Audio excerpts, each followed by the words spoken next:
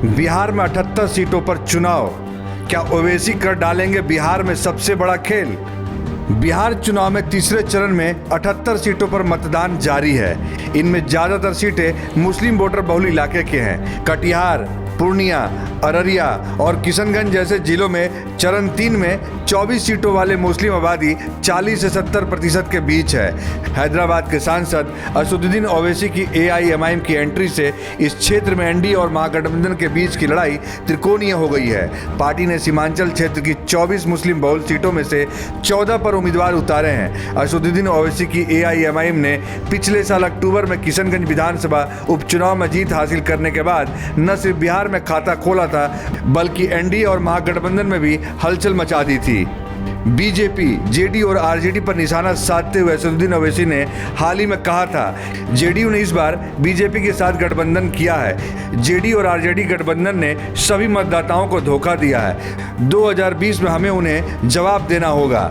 Bihar election में राज्य की कुल 243 विधानसभा सीटों में 24 पर AIMIM ने अपने कैंडिडेट खड़े किए हैं। पार्टी को उम्मीद है कि उसे कम से कम 10 सीटों पर फतह हासिल होगी।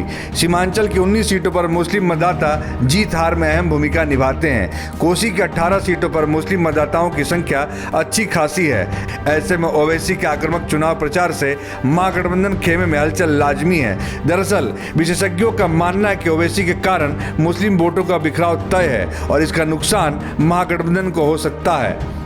दरअसल गुरुवार को कांग्रेस ने प्रेस कॉन्फ्रेंस कर AIMIM को बीजेपी की बी टीम करार देते हुए हमला बोला था। रणदीप सुरजेवाला ने ट्वीट कर कहा, असदुद्दीन ओवैसी बीजेपी ही तोता है।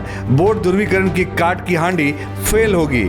बिहार बेकरार है, तैयार है बदलाव के लिए नई उम्मीदों, अपेक्षाओं, आकांक्षाओं के साथ महागठबंधन की जीत बिहार के उज्जवल भविष्य की गारंटी है।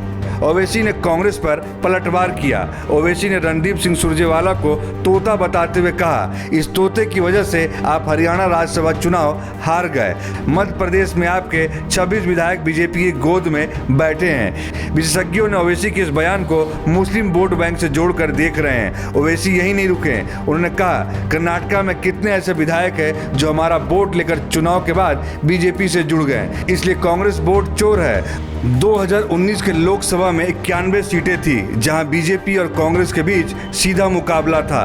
इन 191 में से बीजेपी 175 जीत गई। अगर परीक्षा में किसी को ऐसे वाहियात नंबर आते हैं तो हम उसको प्रेस नोट जारी करते हुए नहीं देखते हैं।